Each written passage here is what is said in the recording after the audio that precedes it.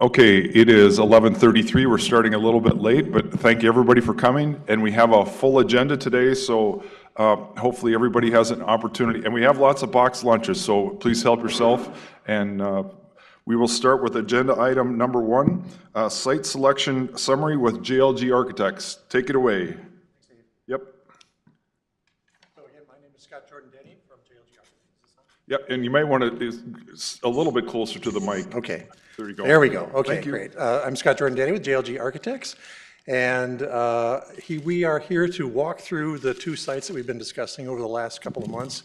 Site A and B, the Civic Center site, Site A, and Site B, what we've been calling the southeast corner of the Civic Plaza site. So what we have done here today is look at the criteria list that we talked about a month ago. And since then, you've had the opportunity to get a presentation from the Bishop Land Design team, which was actually not part of our process, just kind of integrated into the process as long as we had a parallel stream of work going on at the same time that was related to what's happening at this Civic Center site and the plaza and the Performing Arts Center. So what we've done is tried to incorporate broadly some of the criteria that the Bishop Land Design team utilized, as well as the criteria that we shared with you a month ago. And the JLG team then has taken a crack at assigning some numbers, rating scale, between 1 and 10 to the various 2 sites here and the various criteria. And again, this is just our first shot. So what I would love to have you guys do is engage in a discussion about, did we get close? Do you agree with the numbers? If you don't agree with the numbers, let's have a discussion about those and change the numbers if need be. But again, this was just our first opinion based on a lot of the conversation that we've been hearing between you folks, as well as our own interpretation living in town and understanding what's going on in town. So we would just like to walk through these sites and take maybe half an hour or so, but whatever time you guys feel is necessary to walk through them and kind of agree or disagree with the rating that we've given the sites. So just starting with the big topic of adjacencies on Site A and B, parking, which was a big topic of discussion at the last meeting. We gave Site A a 7 because of its proximity to the parking structures that are also connected by Skywalk. And Site B we gave a 5 because it isn't connected and there aren't a lot of public parking structures that are within, say, a couple blocks of that site. So those were the scores we gave that. Any comment on that one?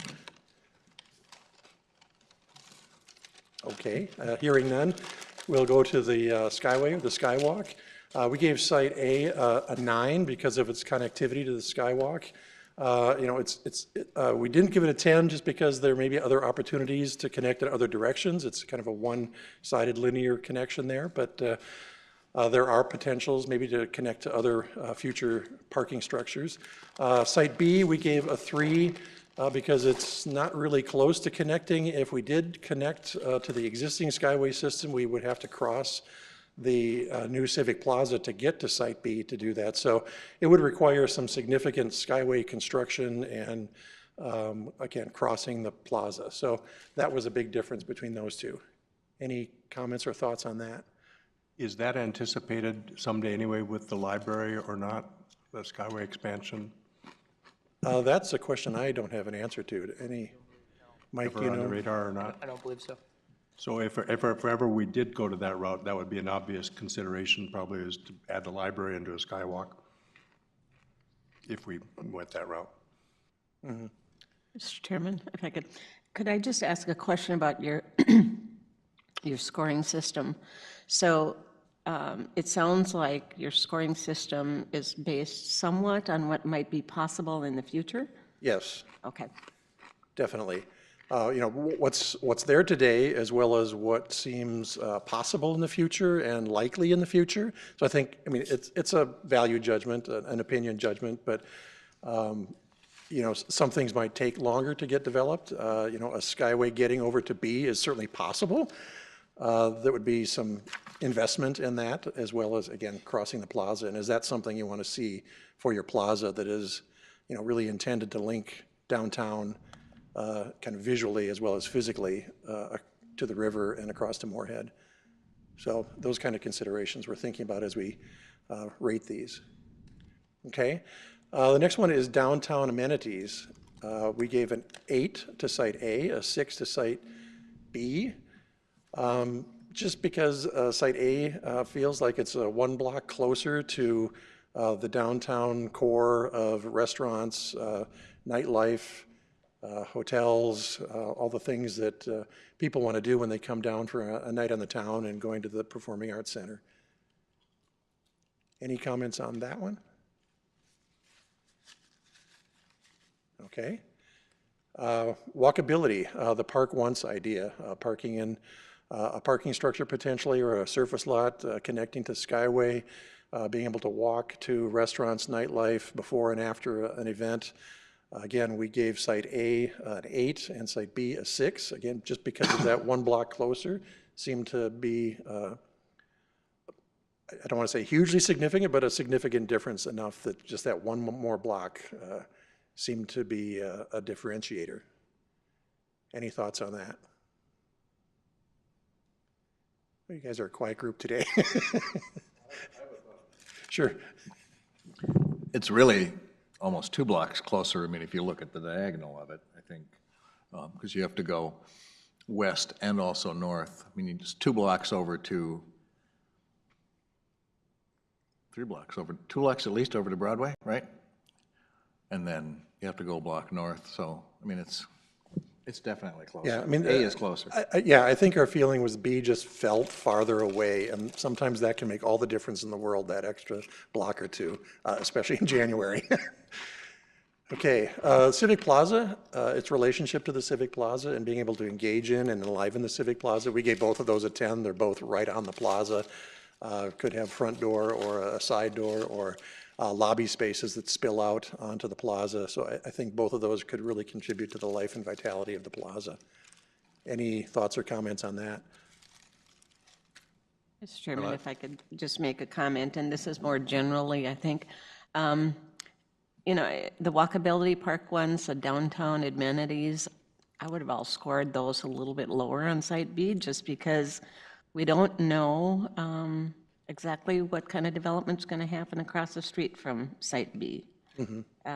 Like you said, it would have been subjective, but personally, I would have put them lower. Okay.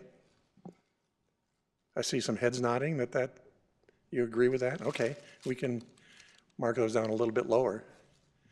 Okay, we'll go on to the broader category of accessibility then.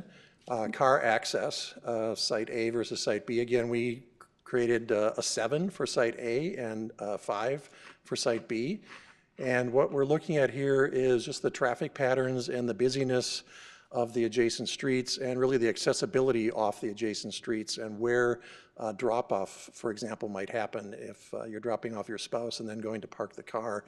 And certainly site A off of 4th Street seems to be a pretty large opportunity that could stretch quite a ways along 4th Street to make that kind of accessibility happen.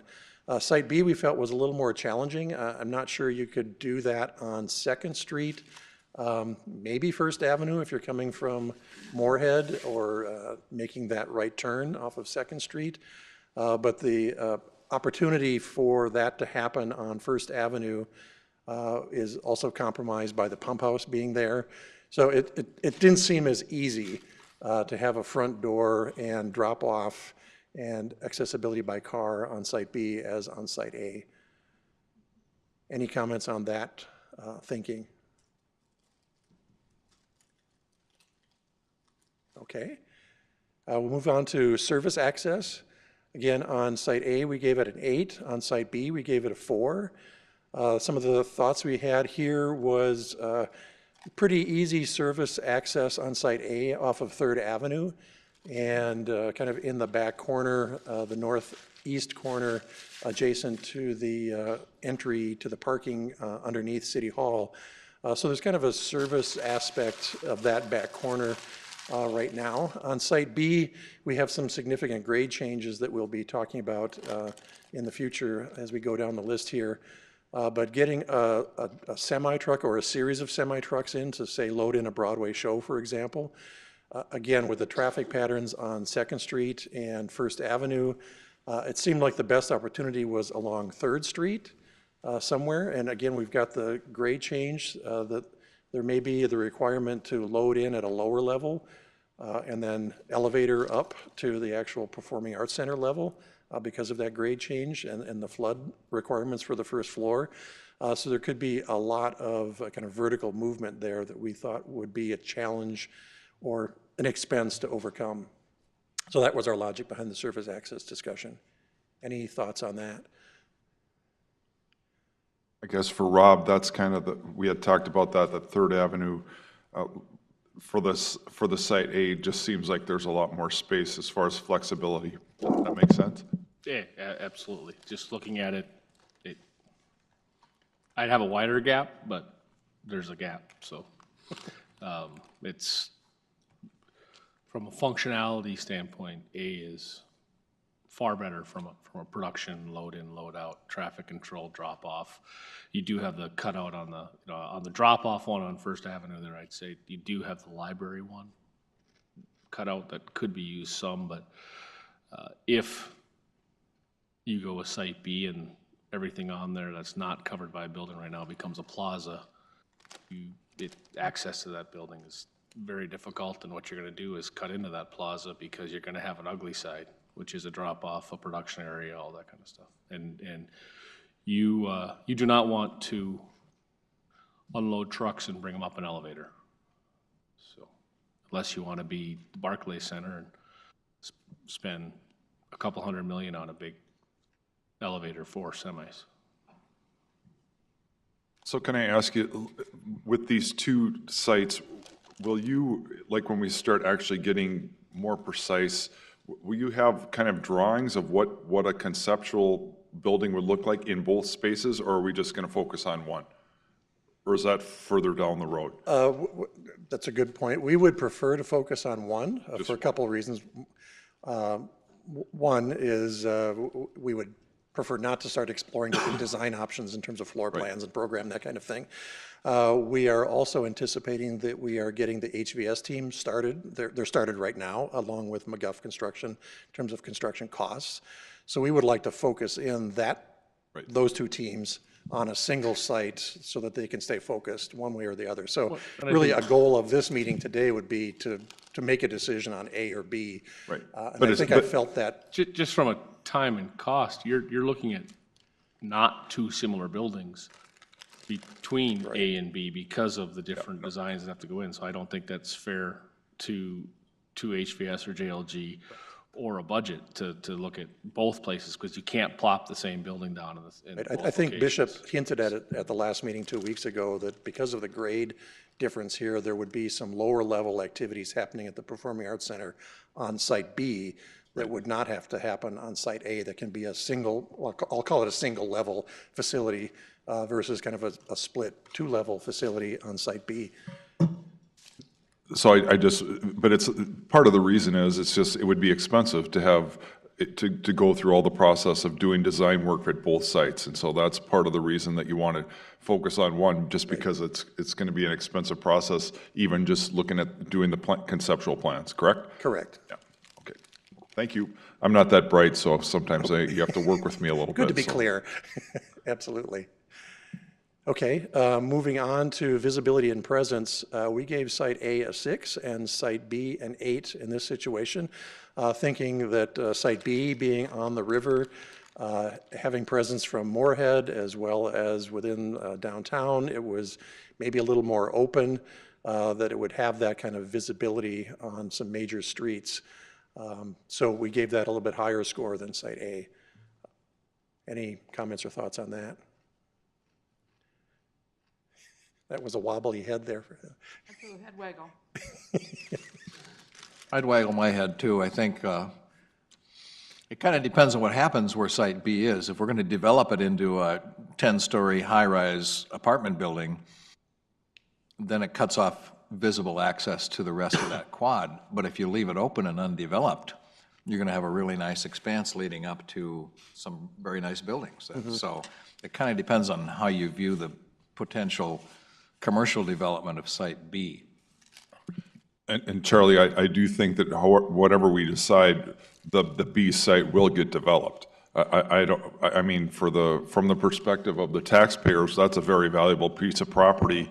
And so what purpose it'll be will remain to be seen. But, I mean, that's high visibility, great location and all that. So, and I'm sure you already know, well, we've talked about this, the plaza, you know, they're working on that, will basically be between, but there'll be something there, and then there'll be a plaza, you know, kind of, that's kind of the vision, I think. Well, I think there certainly is visibility on Site A, and I think the most positive aspect of that is the idea of the Second Avenue corridor and connecting from the Block 9 Plaza to the Civic Plaza and being right there kind of at that prime corner certainly provides visibility and kind of image in downtown for Site A. So it's not like there isn't any visibility or presence. We just felt B was a little bit stronger. So moving on to economic impact, construction costs, we thought A would be a less expensive project, so that gives it a higher score, and Site B, a more expensive project, and again, that gets to this idea of potentially a two-level, I'll call it, service and dealing with the flood elevations that are required compared to Site B. So our gut instinct would be that that would be more expensive, significantly more expensive, and then we'll get to operations cost, but the same for operations cost. So can I ask you a question about that? So then the construction cost you think is going to be less at Site A? Yes. Is that why it's a higher score? Yes. That surprises me, because I mean, there's an existing building at the Site A, and so to me, that's going to be a cost versus B is basically bare lot. But are you saying because of it will have to be built higher and the elevation change, that's the reason? Right. If you remember, the Bishop Land Design team 2 weeks ago talked about structure underneath the Performing Arts Center and whether that's parking or functions for the Performing Arts Center. They talked about being able to drive like semis underneath the Performing Arts Center. So just that extra layer of 10 to 15 feet of construction that we then put the Performing Arts Center on top of makes it a more expensive construction site. And I think we talked about this, but so at the B site, it would be similar to this building where there would be a lower level, whether it's parking or but that's, and then that would not be the case at the Civic site. Is that correct? Right. Right. The Civic site, both sites need to get up to the 907 elevation, the flood elevation, which is where City Hall's first floor is. The current Civic Center floor is 3 feet lower than that.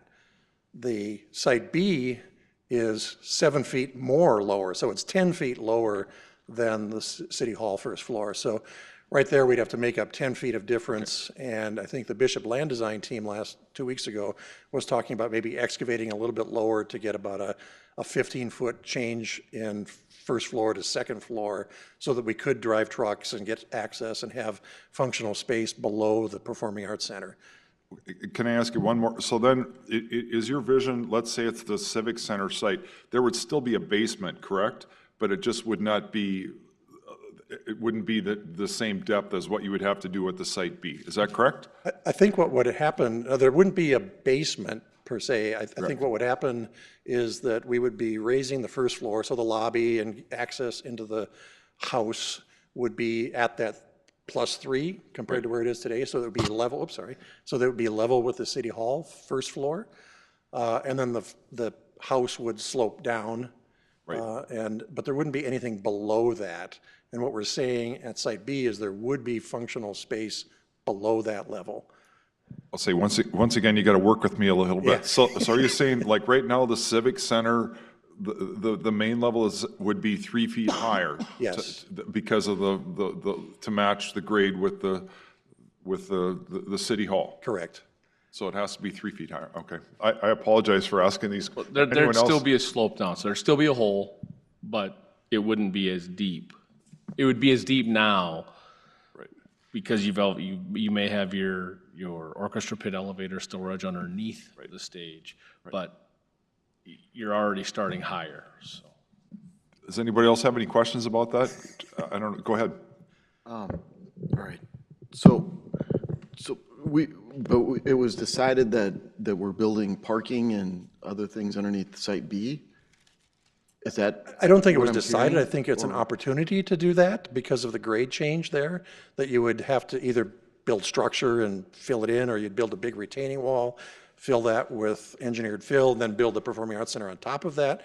But I think the point is either way, there's some gymnastics, whether it's structured or fill, and it's 10 feet of it, not 3 feet of it. I think Travis, the assumption is that site B, you may have to put something underneath there, but it may be in the form of a loading dock or things such as that, because the rest of the main part of the building's got to come up so high. Okay. You're not, I pulled into the parking lot today as a semi was trying to maneuver in what the parking lot is out there right now. So you wouldn't be able to get a parking or a semi from First Avenue Into up site B. to the main level very easily. Makes sense. I was trying to make sure that we're not adding cost to site B, that, I mean, all things being equal, if there was nothing that needed to be done with additional parking or whatever with site B, are the costs more similar?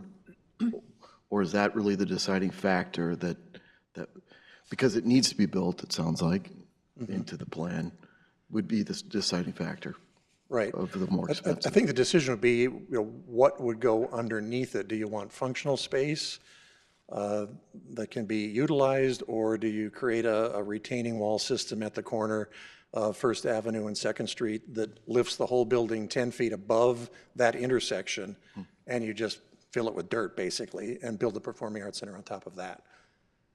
But either way, you've got to raise the building 10 feet above what's there. Thank you.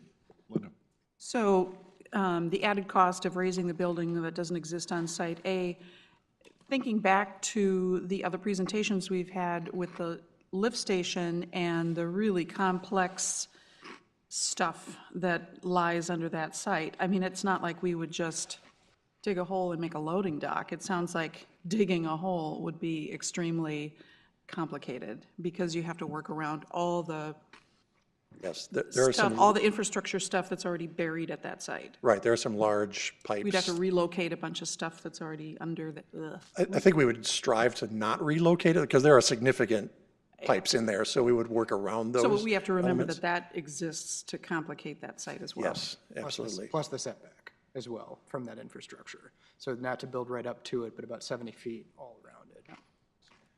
I think actually the 3 feet difference in grade at Site A works to our benefit in that the service access that we talked about previously on Third Avenue, basically, we're at the height of a truck. So to create that loading dock, it's almost working naturally with where the Performing Arts Center floor would be and where the existing grade works, that you can just offload that truck right onto the Performing Arts Center stage level. So that is actually a benefit to get over the flood elevation that we need to achieve. Can I ask one, and then I think we should move on, but with the Site A, it would involve demolition.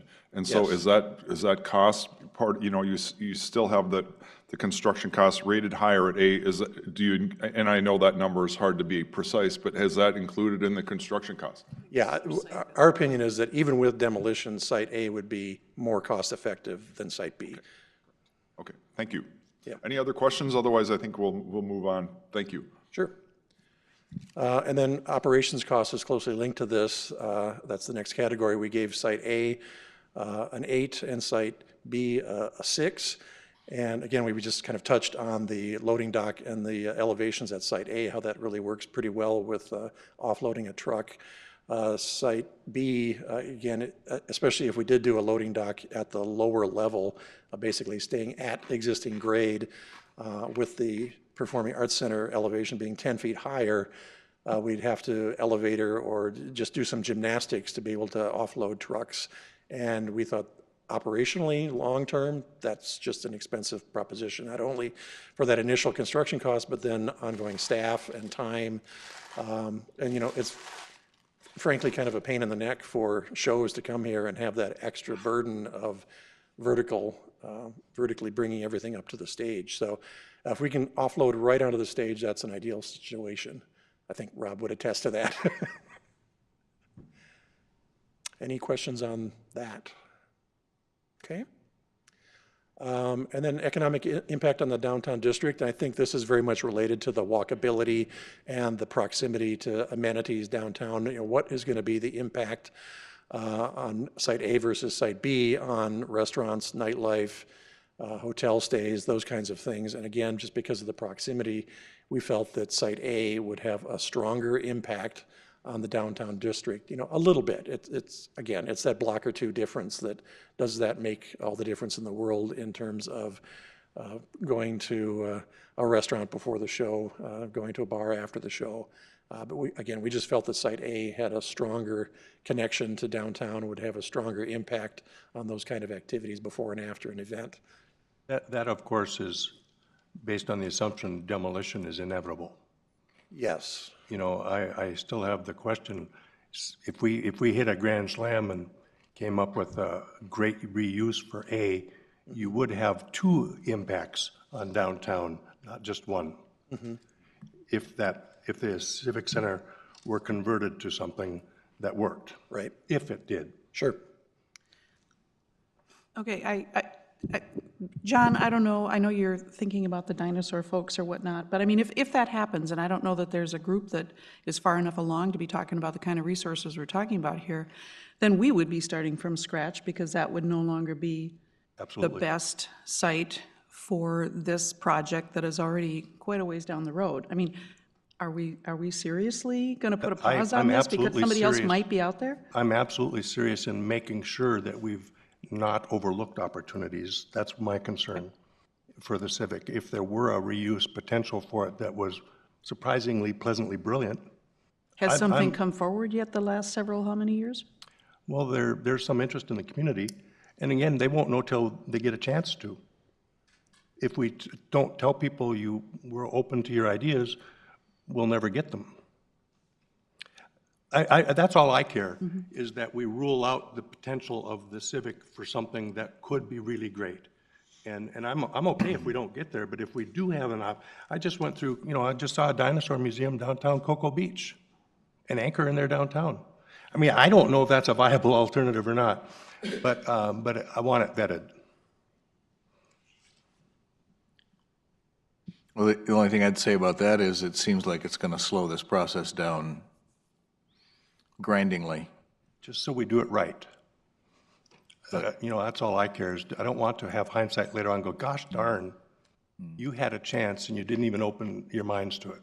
Well, I absolutely hear you, and I think the fact that we've had these public meetings for months, and people know that this is going on, and no one has come forward to say, you know, hold up the train, I've got this other idea, not only just an idea, but I've got an organization, I've got resources behind it. The fact that no one has come forward, I think, is telling. Maybe at some point we offer an RFP to rule it out. And I totally support that, John, but I think you have to be careful, because it's like the city of Moorhead said, yeah, we're thinking about doing it too. And there's lots of things that are hovering around, but to me, this is right in front of us.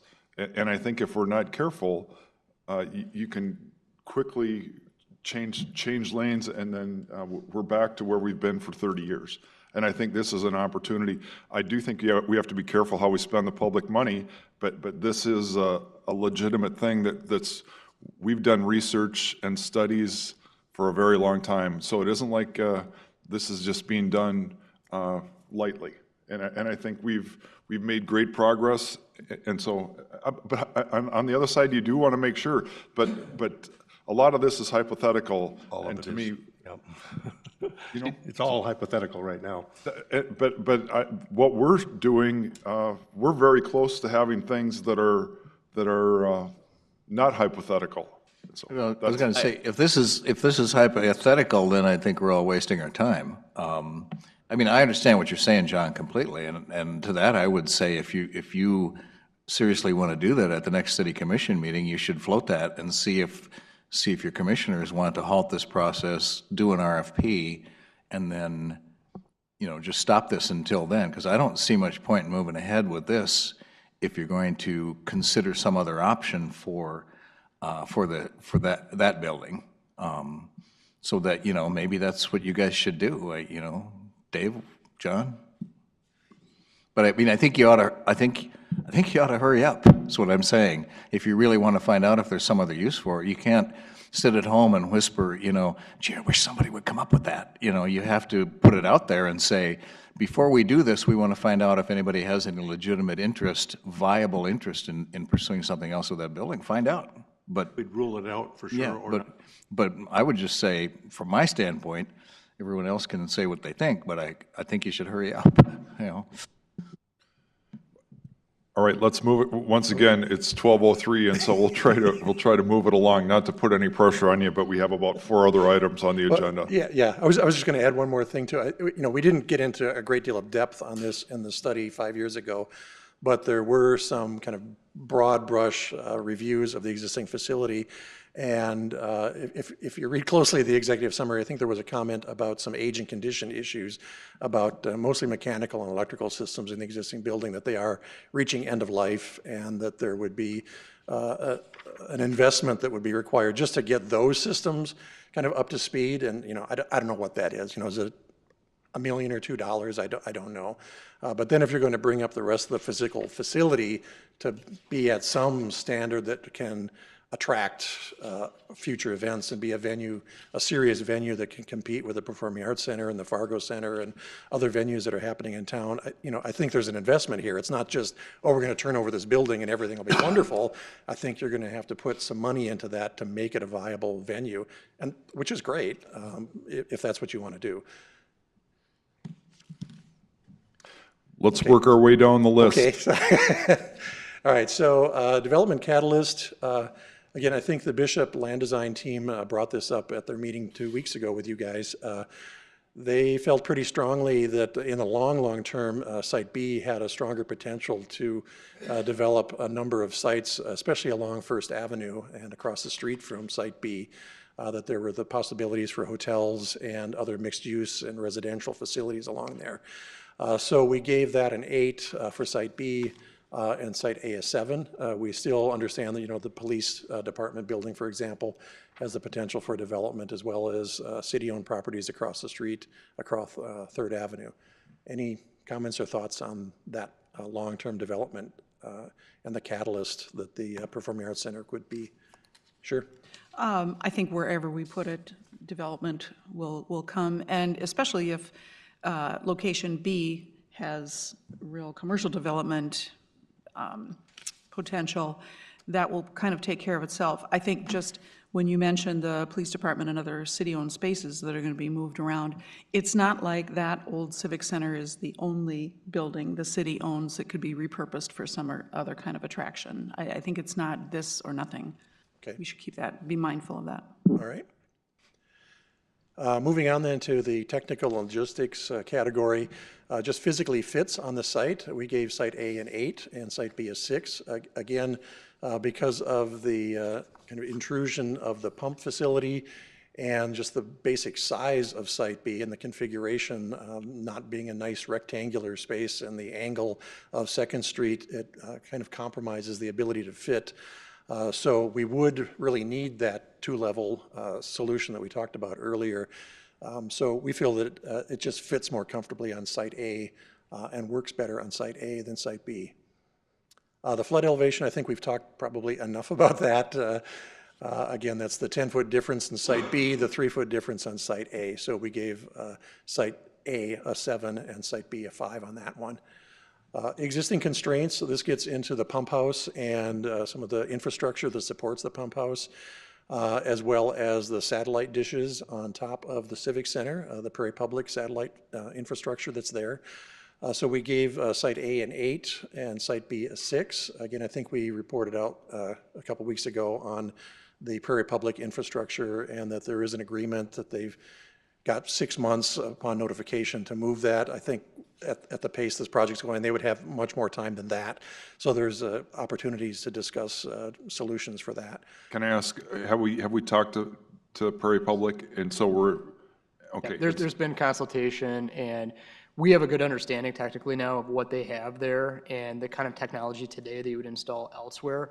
The good news is that equipment, unlike the monopole that was impacted by the Block 9 project, is one that really just needs to see the southern hemisphere. It's all the satellite dish network to be able to connect and interconnect the Canadian content that they send down here. So it's a little bit, I'm not saying it's easier, but it can actually be moved in a lot of different places. So can I ask, Mike, so the potential is, let's say that we chose Site A, they could have the same basic setup if we design that into the building? Could something along, or would it be possible that they might not even want it to be the same? Well, we've talked about a couple of different options with other downtown development that may or may not occur around the site. What's the right kind of fit for that type of infrastructure? Should it be in a different spot, the South University site? Okay. There's other discussions, but yes. So to summarize it, you would say it's more flexible than the antenna issue with the tower? The monopole was a relay site that had to go to 2 specific locations in North Dakota that provide their backhauling of their signal. This is a little bit different. They just need to be able to see the southern hemisphere, and it could be in a variety of places. I think the other question is fiber, and if you're to go to more of a rural or on the edge of town, could you fiber interlink some of that? That's good. Thank you very much. Any other questions on that? Okay, go ahead. Okay, and the last topic here is site availability. We gave Site A a 6 and Site B an 8. Again, thinking back to the Bishop land design discussion a couple of weeks ago, Site B is an empty slate right now, and we could start building tomorrow if we wanted to, whereas Site A has the demolition, the Prairie Public issue to overcome. So Site B is definitely more available right now. So we gave that a little bit higher score. So in the end, Site A tallied up to be 124 points and Site B 99 points.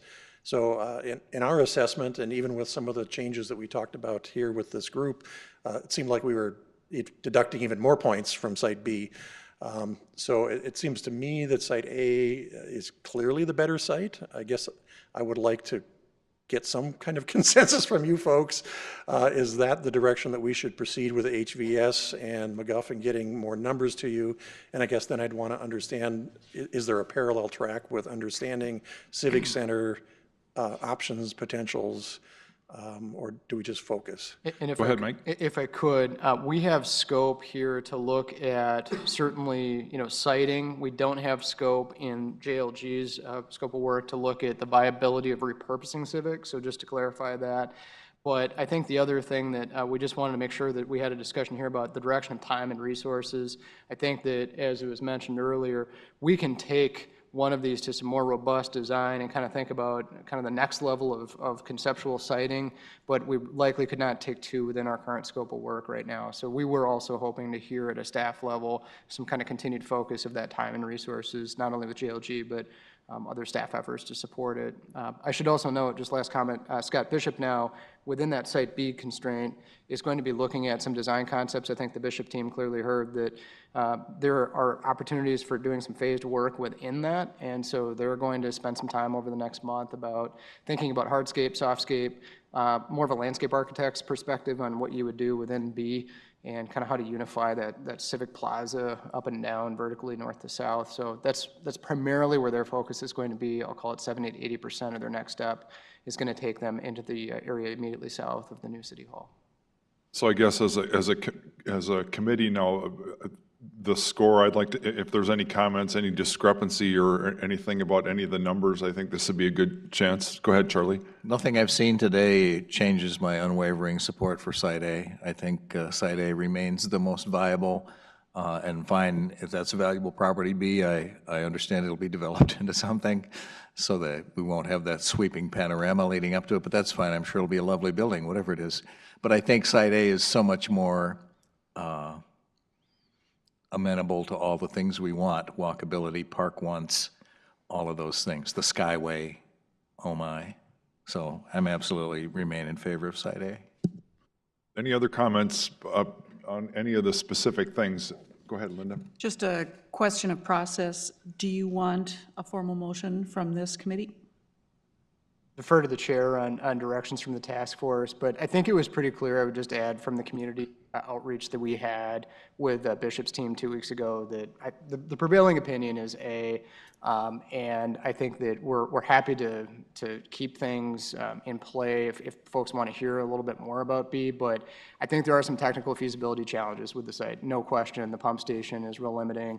So whether we do a motion or not, I would just really caution us on B, because there are some real limitations of that site to really consider it further and take it to the next level. So I think it's up to the committee, and the other thing I would like to add is, so with A, I would like to have the cost for the Skyway connection with the city hall, whether that's a separate issue, but to have that clarified too, so we know how is that going to be paid for, and should that be part of this project, or is that a separate city cost, you know what I mean? So some of those things, but from my perspective, I get the whole thing that it costs us money if we want to have a full-blown look at both.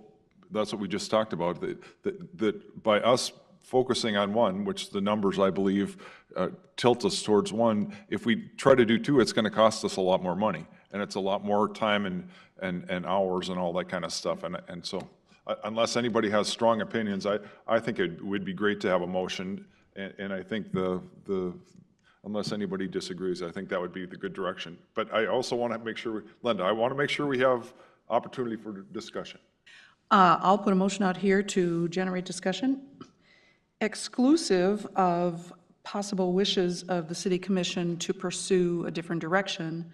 I move that this committee recommend to the city commission Site A as the preferred site for a performing arts center. Second. We have a motion and a second. Any further discussion? And again, I'm on board if get to the point where I'm comfortable there was no better use for the Civic. I'm really on board with that. And I don't know. That was in the motion. That's in the motion, and I'd just like to get that addressed and handled. If the community has something, this is the time to hear it. If they don't, I'm fine. But that's where I'm at. I just don't want to have an asset that we could have transformed into something. And I'm on board then, if we get that addressed. I'm not presupposing there is anybody that would propose something to the city, but at least we'll have done our due diligence. So do you think you can get the city commission to answer that question fairly quickly? Let me ask Michael and Jim, if we were to propose just volleying a concept to the public, how would you think it could work? Just to vet it. I'm not sure if we just put an RFP out or just the publicity of this. I'm trying to think of other, types of facilities that have been asked for in the community, and I can't think of anything. I mean, probably the only other real use of this is to continue as it is as a venue for basketball games and small concerts. I don't know what other things there are in the community. We could certainly put out an RFP and see if there are any, but I just don't see anything I've heard of. I would add that perhaps it's a matter of semantics, but perhaps the term RFP could be substituted for expressions of interest, and that the city is soliciting expressions of interest for the potential reuse or adaptation of the existing civic center space. RFP, to me, if I'm a developer or if I'm a project proposer, connotes the spending of money and time and developing a robust proposal. And I don't know that we're really at that level, respectfully. I think what you're really trying to solicit is, are there expressions of interest? And anybody who has an idea that perhaps hasn't been heard yet. And that is certainly going to be, for the development community, I think, a much more palatable approach, because they're not going to be asked to be spending money to design and go submit a competitive proposal. I think you're just putting a deadline on it, if that would be the wish of the commission. I'm just, one of my concerns is the expression of confusion to the community. If all of a sudden we've been working on this, very publicly working on this project for months now, and then we throw it out there, hey, does anybody else have an idea for the old Civic Center? And then people wondering, wow, did this thing go off the rails? What's happening? I think if the public is getting the message from the city that we've got this building there, we don't know what to do with it, what do you think? I don't think, in all seriousness, that's where we are as a community. If there are groups out there who are looking for space and facilities, that they've got a good idea. I don't think the Civic Center is the only building in town, and to have somebody's idea that nobody's come forward yet, maybe somebody sitting out there has something that is further along the track than we are aware of. But to let that derail this, when maybe there are other civic buildings that could be just as good a fit, that doesn't have to be in this prime location that would serve countless groups in town. You know, I think if we were to put something out like that, I would love to have it sound as if there are many options for possible buildings, not just what do you think we should do to the Civic Center. I think I would just be so confusing and would be in danger of derailing this. Well, it's, you know, there's no secret that I'm just pro-arts. But we also have the realities of a community that we have to sell this to. And it's not just location and design and function. A whole nother element of this, which we're going to get to, is how do we fund it? You know, so there's so many aspects of this. I just, in my gut tells me that the more due diligence we do to when we do present it to the community, we say, yes, we did everything. We crossed our I's, dotted our I's, crossed our T's. We explored those avenues. We ruled them out. There wasn't anything that came to us. We just didn't want to assume anything. I think my gut is that'll help us tell the story to the public. This is why we landed where we landed and why it's more viable. And I think it'll be more convincing if that's the case, but. So can I make one suggestion? I think John should work with our city staff. Absolutely. And try to, and have it at the next city commission meeting and get it, I think we can do that. But in the meantime, we can still move forward with this. Because I think that they are not mutually exclusive. And there's lots of potential, like Linda said, there's lots of potential things where you could have both things. But I think for now, if we don't focus on what we have right in front of us, we will risk losing all that. And I think that's a big deal. So that's my comments. Any other comments? Go ahead. I don't know exactly what you're talking about there, Mike, in regards to an expression of interest, but it just seems like it would need to be at least somewhat formulated. With some kind of foundational planning of some sorts. Otherwise, we could very easily get caught into this circular discussion, and this one doesn't go anywhere because of that. So that would be my only concern, is if you do something with the city commission, it would need to have some substance to it. Any other comments? Well, yeah, I think it could be handled pretty quickly if you took it to the city commission and found out, I mean, the city commission would have to go along with this, right? If you wanted to pursue it any further. So I think put it on the agenda and then I think it'll be handled one way or the other, and then we'll know what to do. But let's do it and be done with it. Okay with that. Thank you. Any other comments? Otherwise, we'll take a vote on the motion and second. Should we do it as a, Mike, you're our resident expert. Should we just do a group vote, or should we do That it? is, a voice vote is completely fine. That's Okay, great. all those in favor say aye. Aye. Aye. Opposed, same sign. Motion carries unanimously. That's great. Thank you, sir. And so you're, and once again, it's 12:21, so I'm a little bit of moving it. So that covers agenda item number 1. Number 2 is stakeholder engagement letters and communication plan. All right, Rob Remark with JLG Architects as well. The last meeting, well, maybe it was 2 previous, we talked through the idea of reaching out to previous stakeholders and then some new stakeholders and doing it in a formal fashion by putting a letter out there. So we said that we would draft up a letter. We have done that for the task force review. We would love if it could be reviewed, and if there's any comments grammatically or in specifically the questions that are being asked. Our thought process is that we would send the letter out to the previous stakeholders that were surveyed. We would take the list of suggested stakeholders that weren't previously studied, treat them as new stakeholders, and send a very similar letter out to them. And then we're proposing that we'll just set up a simple website with a few questions that would allow somebody to provide their response and their contact information so that we were able to track who provided that information, when it was provided, and their answer to those specific questions. We thought that would be the kind of the most expeditious way to do this process, to make sure that we're reaching out to the community, previous stakeholders have been engaged, new stakeholders that we've discussed in this group are being reached out to. Again, that list can be, if there's additions that need to be added to that list, I think we can do that. Mike will support adding to that list, and we'd be able to send it to a number of people. So we ask that, I guess for the sake of time, I'm happy to review these questions.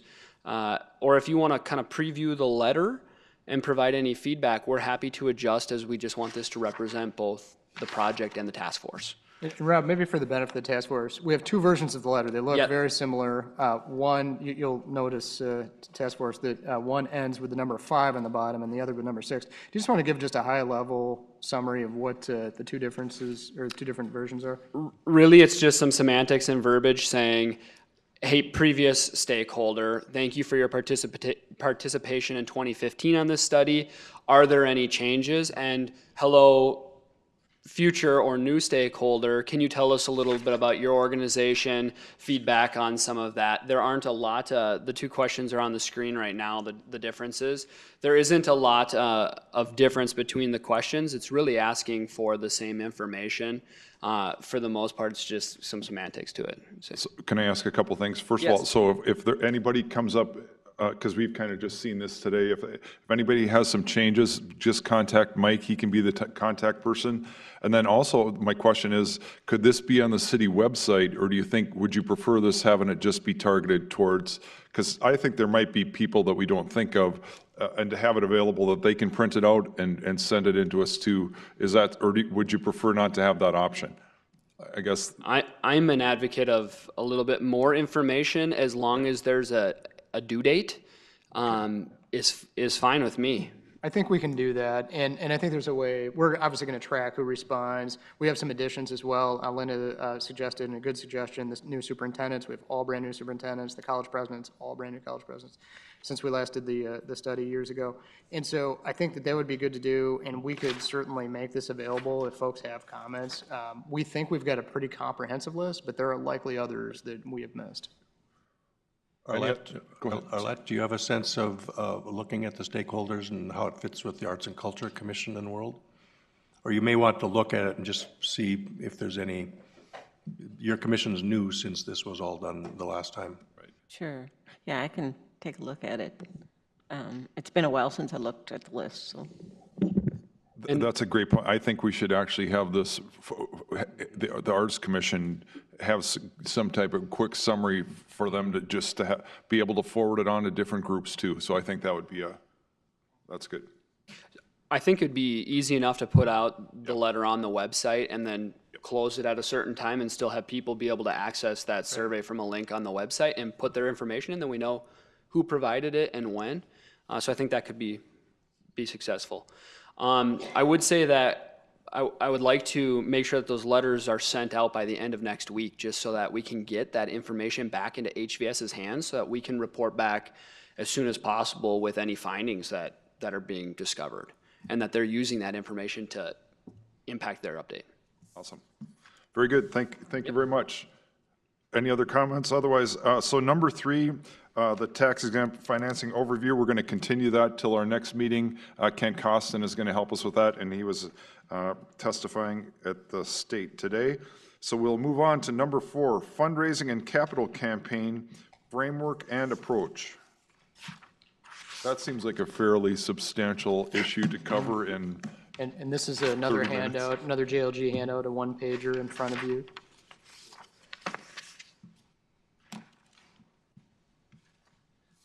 All right, so jumping into this, and I would like to preface this with saying that that JLG is not the fundraising consultant, or is not a specific fundraising consultant, but we work on a lot of projects that do this. And so what's represented in that handout is kind of just initial framework and an idea of some possible task force actions that could make sense, thinking about the delivery coming out of this update to the feasibility study, thinking about next steps moving forward. And these all seem like pretty actionable items that I could think of. And I would say that from our experience, one of the big key items in this process is timing. Both timing of selecting the entity to help you in the fundraising effort, being able to have the right information to even select the right entity. So again, we talked a little bit about an RFP for a site today. I would likely imagine that you'll do an RFP, a request for proposal, or qualifications when it comes to a fundraising consultant, if that is the path that moves forward. But there's going to be a number of questions that would be great for the task force or the entity representing that to already know the answer to, so that you can select the right group and so that you can provide them the correct information. Doing so will help you get the best proposal. It'll also help you be the most fiscally responsible for what those costs are. And it'll help you just really drive the process forward. So what I've provided, again, is just a working document of things that honestly Scott, myself, Michael have talked through as a framework, and some action items and some things to be thinking about. And I think the nice thing about this is it also sort of sets up what the final delivery of the task force to the commission and the next steps could start to look at. So I'm going to just read through a couple of these. Please feel free to comment. We can add to this. We can adjust things. It's a living document. The first item that's noted is confirm the vision and goal for the effort. Clear and concise, compelling story. That's sort of the framework to success when doing any sort of campaign, right? Is something that's clear and easy to understand. I think that the conversation today has been very lively and very relevant to that topic. Like, hey, we don't want to confuse anybody. We need it to be really clear and understood what that is. I think leaving this task force update to the previous feasibility study and being able to have the entire team on that same talk track to be able to communicate with the commission and have the commission on that same thought and talk track is really important, and will really add to the success of both the fundraising and just the project process in general. So that's really important. One thing that I guess I'll charge the group with is a champion for the effort. And I think this is something I would really love to hear your guys' feedback or kind of some open discussion about this. Who actually does the fundraising?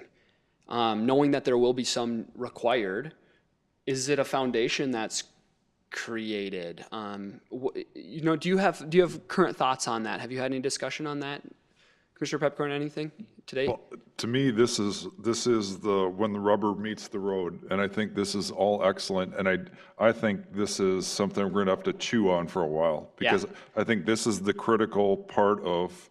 There's a lot of questions here, and Linda said this is excellent because this is what will determine the success or failure, I think. And so, go ahead, Linda. This is excellent, but that second question is so great.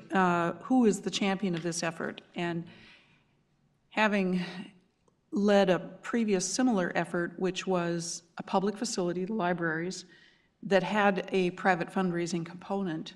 Blue Stem was the same way. Those are probably the trickiest projects there are, because how to get a compelling story out to donors when they know they're reinforcing public dollars. It's not as if it's a completely nonprofit from scratch thing. So, but clearly there really does have to be community members and leaders leading the charge. It can't be city staff, it can't be elected officials, it can't even be the user groups alone. I think a lot of thought will have to, once we get to that point, and we're kind of a long ways from that, but there will have to be a pretty high-powered committee of community leaders that want to see this happen, and knowing what chunk of the funds have to be private, knowing what's going to come from public sources. I mean, that all has to be worked out. But who is the champion?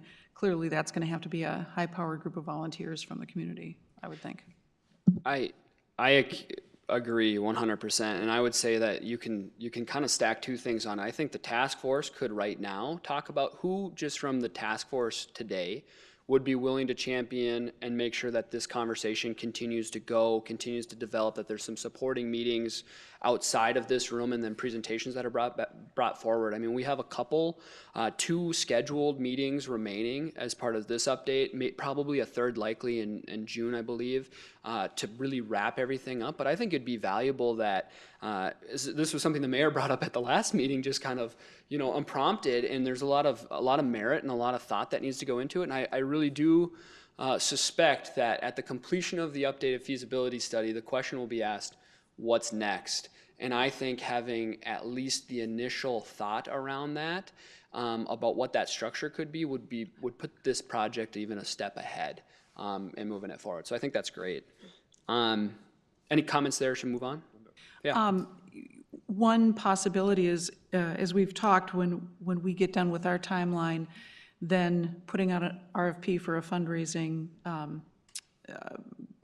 consultant. Usually the first step that they will undertake is a financing feasibility study, and very often one of the first questions in those conversations is, would you be willing to serve on a steering committee for this effort? So even part of the work of coming up with who those people are going to be would be part of that first step that our fundraising consultant would undertake. Yeah, they'll definitely be asking if you're a fundraising consultant and you're thinking about chasing in to the earlier conversation about putting the energy into responding to that RFP. That might be one of the first questions you ask whoever the point of contact on the RFP is what structure is there already in place for making this happen? Are there a group of people that are invested in championing this effort, and who are they, and what are their roles in the community, and what are their roles as it directly relates to this project, and who's going to answer the questions?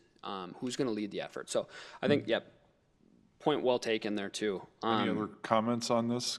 I think it's, I just think there need to be a lot of thought put into who would the public visible part of this campaign would be.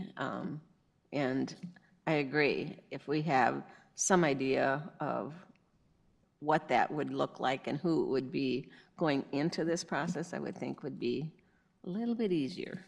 And I would imagine everybody in this room is in this room because there was a seed planted at one point about this very conversation, and there's not a time too early to plant that seed and to start thinking about who those individuals are and talking about what that commitment and understanding the duration of that commitment. So I just encourage the group to continue talking about it. If for a moment, I remember when this came before the commission, Commissioner Gunberg had some really strong thoughts on this element of this process, is how do we go to the community for funding?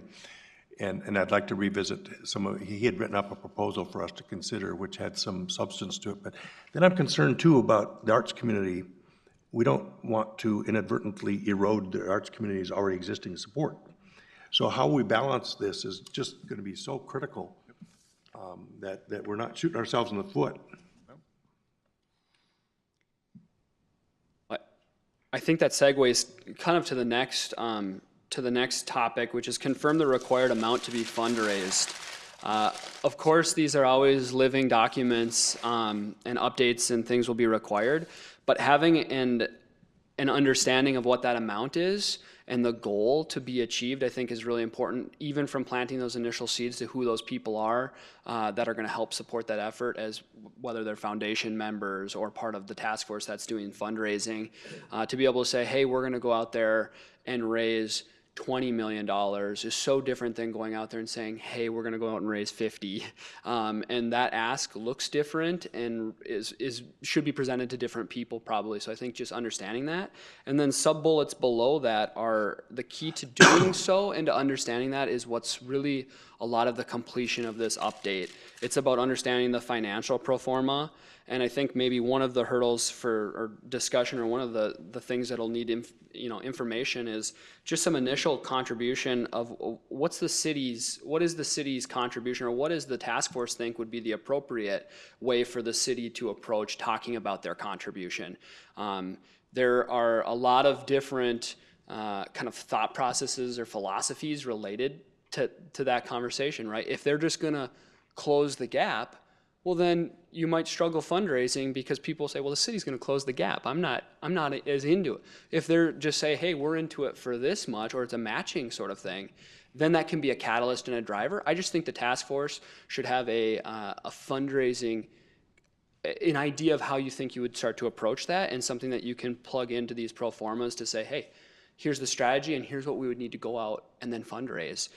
Related to that information is understanding the total project cost, which you'll see in the next steps is really what JLG and McGough are going to be working on, continuing to drive, and that's kind of the value of doing it for one site.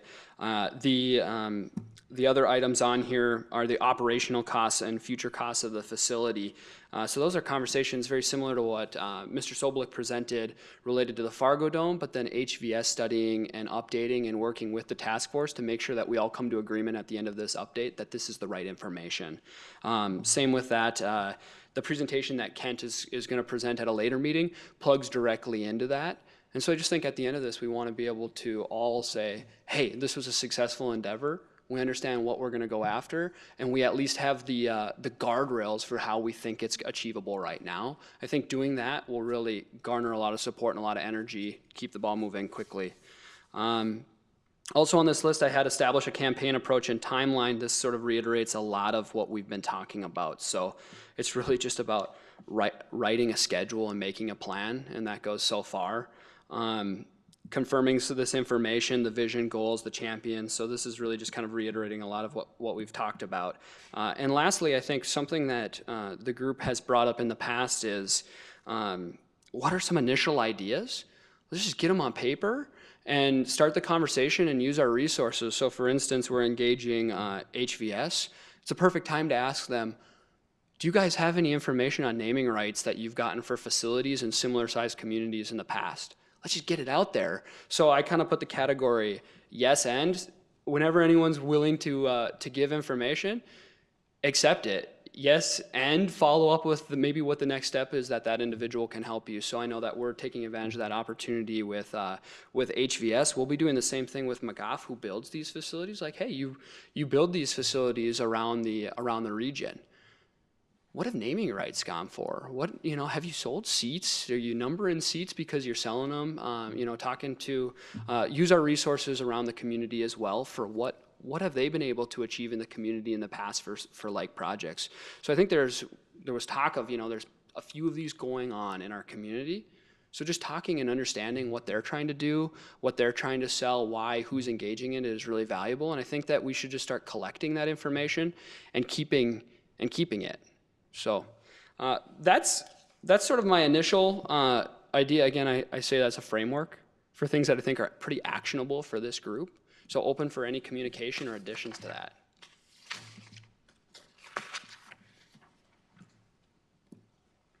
Any comments? Other than it's excellent? This will determine the success or failure. I think once we know the number for the building, this is the thing. And there's so many good questions here that I think it's going to take us a while to work through, but you've done an excellent job. So I guess if you're not going to ask me a question, I'll ask you guys one. What do you want my next step to be related to this topic for you? So our next step, I'll say, for the Civic Center site that we discussed earlier today, our next step, and maybe we can switch to the PowerPoint maybe, back to the screen. Our next step for the Civic Center / the Site A, Site B is, hey, we're going to dive into Site A, and we're going to go on a parallel track. The JLG HVS McGough team is going to look at the Civic Center site, continue on the feasibility updates and the financial updates for that specific site, while some representatives from this task force and the City Commission talk about making sure that there isn't different viability for Site A that we should be circling into the conversation. I think that's a great route. It's really actionable.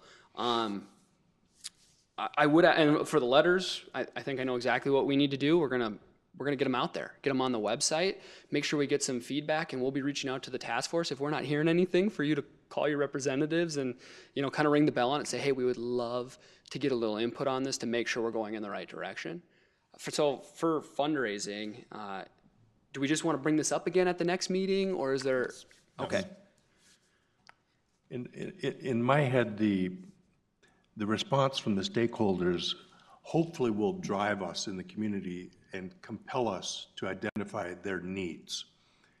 I hope it's not lackluster, the response from the people that we want to serve with this facility. I just would like to see them step up and go, this is an opportunity of a lifetime. And we have a chance to shape our future and to really champion it also versus being, mum about it and not much excitement. I hope that that's there. If it isn't there, we'll learn that too. Arlette? Are you asking for some of us to dig in and get more engaged with this issue? Or what are you asking? Yeah, I mean, I personally would love that. If there's people that are willing to dig in and take this to the next level and just start proposing some ideas to come back to the task force, I don't want to necessarily be the one that says, Yeah. here are a few names, or here is who I think at the city we should champion. I mean, I've got some ideas, right, of that I think are worth discussion. But I think there's a number of things that we could act on and at least get initial ideas out there. We need another, or it's probably just a smaller group that meets in between and comes back with some more clear steps, probably. I would just add, you're correct. That's what I was going to suggest, that we have this outward focused stakeholder analysis. We'll do that, we'll come back, we'll have that. But at the same time, simultaneous to it, we really do need some people to dig in on it, because when we get some of this, I'll call it market intelligence back, from the community about this is who we think we could kind of fit into here. And if we've got the financial feasibility, it's going to be time to kind of keep, moving forward and trying to figure out who has got capacity. That is a question mark. Who's got capacity? Who's got capabilities to help us out and get the ball moving? And so, yes, I think, which is really a segue to number 3 on that list, we have meetings scheduled for April, May, and June. And I guess my question would also be if we wanted to ramp that up and meet twice a month within that period of time, or try add a meeting in July, August, and kind of plan to kind of keep working on this through the summer, because I think this is going to take some time. We've got a lot of outreach to do, but this is where rubber meets road. And Dave, I think your comment's spot on. I guess the other lesson that we've learned is it's good to have timelines, but this is a big one. And so to me, I would rather be methodical and thorough and not say, we have to have this done by June 15th.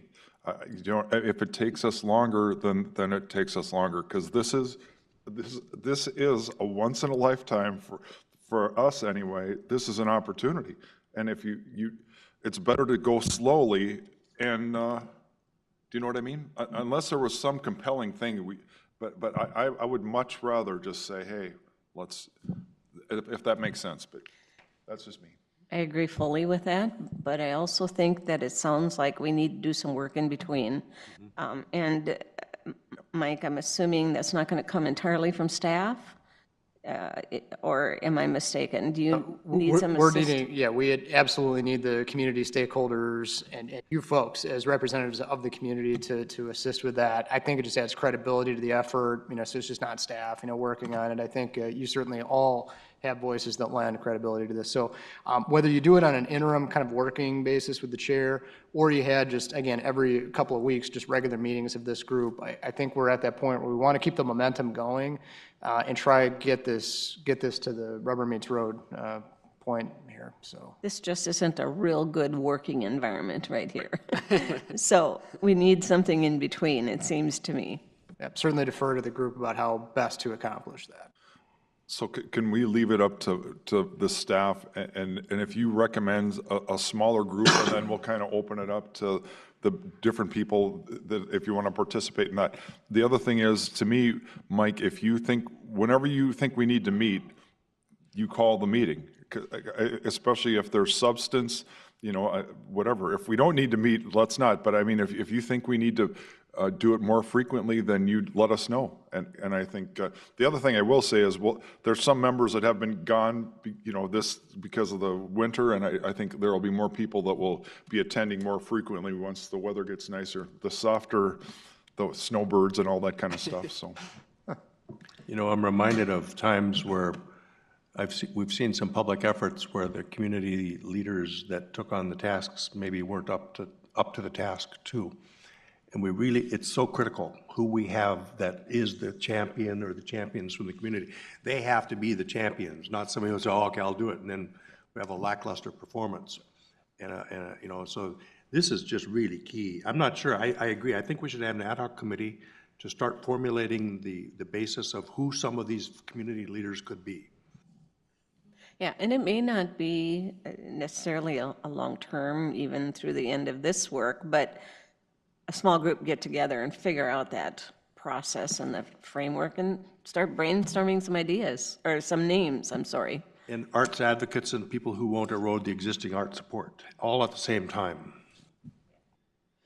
I would add that, task forces are always made up of a variety of different people with a variety of different strengths. So for instance, the first item, confirm the vision goal for this effort, clear, concise, compelling story. I think a couple people could meet over coffee that like doing verbiage and, wordsmithing and come up with a few clear messages and then just present it back to the task force to just keep the conversation rolling, and then get back after the next meeting, wordsmith it again, but at least then it's the task force feeding back to the task force on, hey, here's what we're hearing, and here's what we're starting to come up with. Do we like one or 1 and 3? Should we combine these? Obviously, we're happy to do that and assist in that process as well, and we do that all the time. But we think it has so much more power and so much more longevity if it's coming from this group of stakeholders, because you're going to speak the message that the next group is going to, and you're going to create the right fundraising statement. So I think there's a lot of value in that. Same with usually there's a lot of process people, right, that are part of this.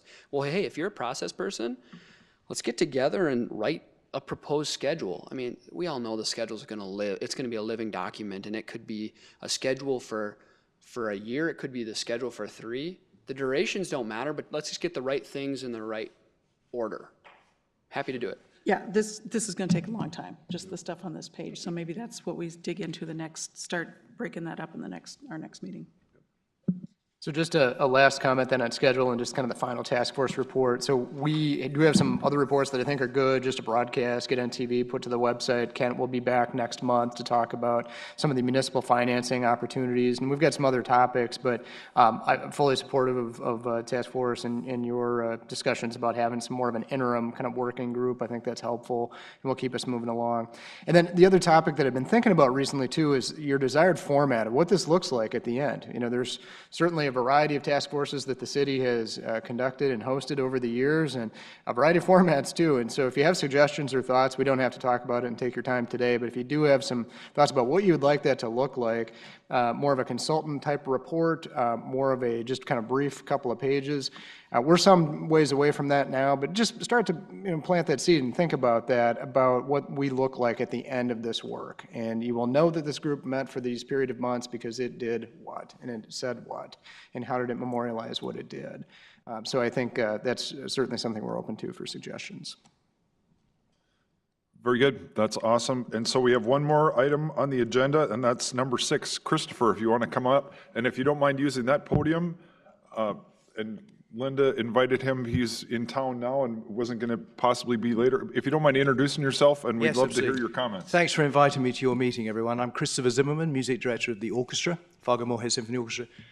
I do not live here. I've been music director for 6 years, and I have to say I have fallen in love with this place.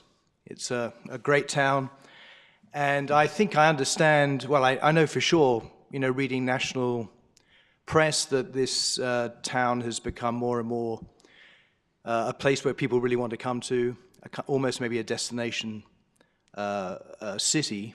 And I think, the timing of this sounds amazing. I'm not sure what the timing is. Hopefully this will be built in the next few years. But, you have I think I can say you have a really proud orchestra, and they really want to get to the next stage.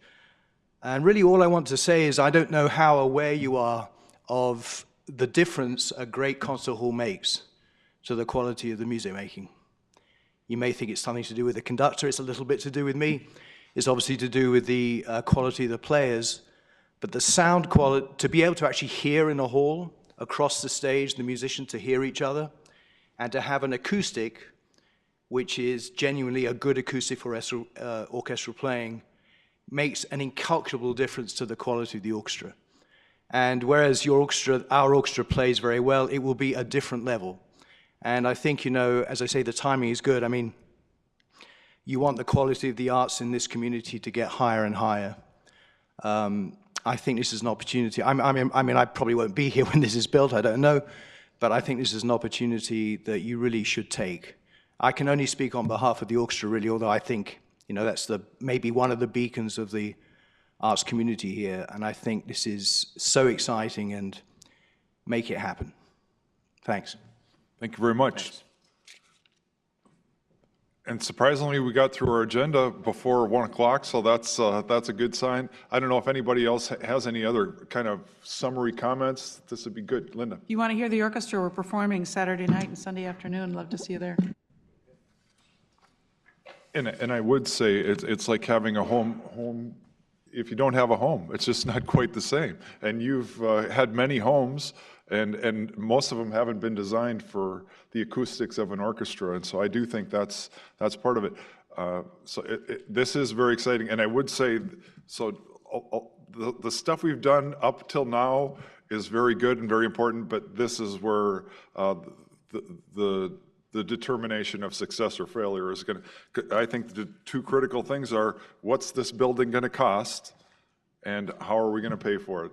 Those are the two, this is the best part of it. And I want to thank you all for being regular attendees, because this is, it's an important thing, and it's an opportunity. That's the way I look at it. And I apologize for talking so much, but I just think it's a lot of fun. I think it's going to be a very, and to talk about just a couple more quick things. So we're in competition. We have a labor shortage, and one of the things that you do to attract labor is have things to do. And we're highly educated, and we're very young, the city of Fargo, and the arts are one of the main attractants. And so we have to, this is part of getting, when you talk about workforce shortages, this is part of that as well. And then on top of that, our downtown and all the things that are going on, it's a lot of fun. So that's the end of my sermon for this afternoon. But if anybody else has any comments, love to have you. Jim, you've been fairly quiet, and Travis, I don't want to call on specific people, but if you have anything, do you have anything to add? Okay, you're good. The only thing rumbling through one of the only things rumbling through my mind is, growing up in North Dakota, I'm always keeping track of, in my head, the Peggy Lees and the Angie Dickinsons and the Lawrence Welks, and we have a whole list of people who've gone out into the world from here. We have a Jonason opera star. I mean, it's a list.